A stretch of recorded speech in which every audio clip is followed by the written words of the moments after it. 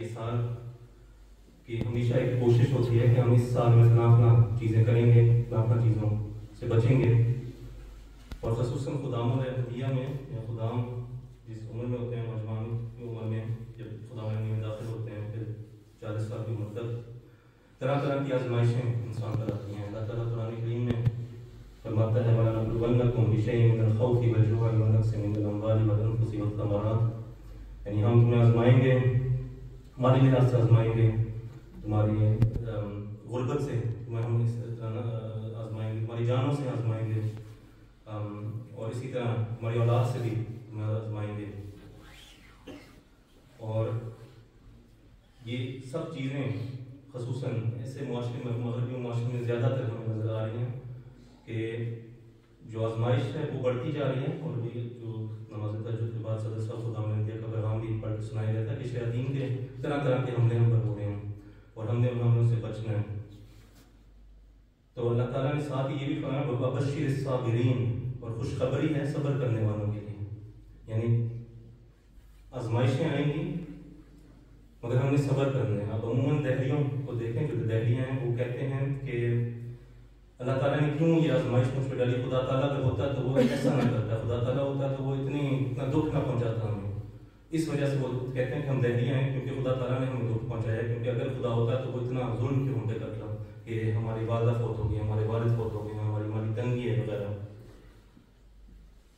مگر مومنین کے بارے میں اللہ تعالیٰ کہتا ہے کہ ان کے لیے خوشخبری ہے اگر وہ صبر کریں ان آزمائشوں میں، ایک ایسی آزمائش میں وہ صبر دکھائیں اور پھر مدد بھی مانگیں، اور جگہ پہ اللہ تعالیٰ فرماتا ہے استعینوا بالصبر والصلاۃ، یعنی صبر سے اور دعا سے مدد مانگو۔ اب ہم ایک ایسے معاشرے میں رہتے ہیں جہاں پہ بعض خاص حملے ہم پر ہو رہے ہیں، ایک ہمارے ذات پر، ایک تو مذہب پہ حملہ ہو ہی رہا ہے، اسلام کے دین پر، اور ہمارا فرض بنتا ہے کہ ہم اس کی دفاع کریں، جیسے صحابہ کرام رضوان اللہ علیہم اجمعین نے حضور صلی اللہ علیہ وسلم کے دور میں اسلام کی دفاع کی۔ اور اسی طرح یہ کوشش کی جا رہی ہے کہ ہمارے خاندان ٹوٹ جائیں، فیملی کا جو تصور ہے وہ ختم ہو جائے، ایک خلا پیدا کرنا چاہتے ہیں والدین اور بچوں کے درمیان۔ اور اس کے مختلف آج کل کے دور میں، جو آج کل کے اخبارات میں بھی مختلف آرٹیکلز نکلتے ہیں جس میں لکھا ہوتا ہے کہ ہمارے والدین نے ہمیں تو پیدا کیا ہے مگر اس میں ہمارا کیا قصور ہے، ہم کیوں، ہمارے والدین نے ہم پہ کوئی احسان نہیں کیا، اور یہ شلن نشت لکھا ہوا اس آرٹیکل میں کہ ہمارے اوپر کوئی حق نہیں ہے والدین کا۔ اور اس طرح کوشش کی جا رہی ہے کہ یہ ایک جو اللہ تعالیٰ نے قائم کیا کہ والدین کی اطاعت کرنا، والدین پر احسان کرنا، اور بالوالدین احسان، کہ ان پہ ایسے احسان کرو کہ ان کو اف تک بھی نہیں کہنا، مگر یہاں پہ معاشرہ کہہ رہا ہے کہ والدین کو چھوڑ دو، ان کے بغیر رہ سکتے ہو۔ ہم سب جو عموماً یہاں پہ زیادہ تعداد خدام کی، ہمیں یہ مد نظر رکھنا چاہیے کہ ہم بھی والدین بنیں گے یا بن چکے ہیں، اور اگر ہم نے اپنے والدین سے برا سلوک کیا تو کون ہمیں گارنٹی دیتا ہے کہ ہماری اولاد ہم سے اتنا برا سلوک کرے۔ ایک جگہ پہ ایک واقعہ مشہور ہے، حضرت خلیفۃ مسیح ثانی رضی اللہ تعالیٰ عنہ نے بیان کیا تھا کہ ایک لڑکا اپنے والد کو پالتا تھا، اپنے والد کے ساتھ رہتا تھا، اس کو فالج ہو گیا تھا اس کے والد کو، اور وہ اس کو سنبھالتا تھا۔ اور ایک دن اس لڑکے کے اندر بھی یہ بدقسمتی سے یہ خیالات آ گئے کہ میں ساری عمر اپنے والد کی خدمت میں گزار رہا ہوں اور اس کی خدمت کرتا جا رہا ہوں، مگر میری بھی تو ایک زندگی ہے، میں نے بھی کچھ کرنا ہے۔ تو وہ اس کے ذہن میں یہ خیال آیا کہ میری زندگی ہے، اس وجہ سے مجھے چاہیے کہ میں اپنی زندگی اب جیوں۔ تو ایک صبح وہ اٹھتا ہے اور اپنے والد کو اٹھا لیتا ہے اور باہر لے جاتا ہے، اور والد راستے میں بار بار پوچھتے ہیں کہ بیٹے مجھے کہاں لے کے جا رہے ہو،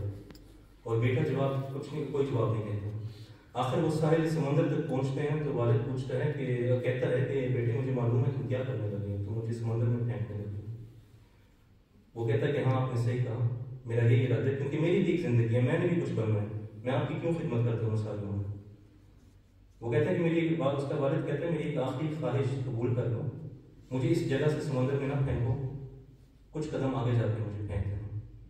وہ بیٹا اپنے والد کو آگے لے کے جاتا ہے، پھر پھینکنے سے پہلے وہ اپنے والد سے پوچھتا ہے کہ اس میں کیا حکمت تھی کہ میں آپ کو اس جگہ سے نہ پھینکوں، اس جگہ سے پھینکوں، بات تو ایک ہی ہے۔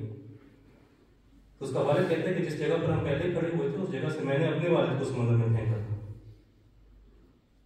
یعنی جو گویا وہی کرنا.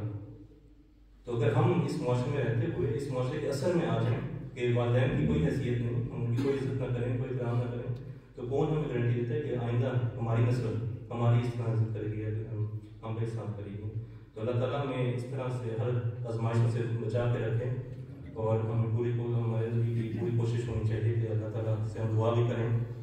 کہ ہم اللہ تعالیٰ کی رضا کے مطابق اپنے والدین کی خدمت کرنے والے بنیں. چلو کچھ سامنے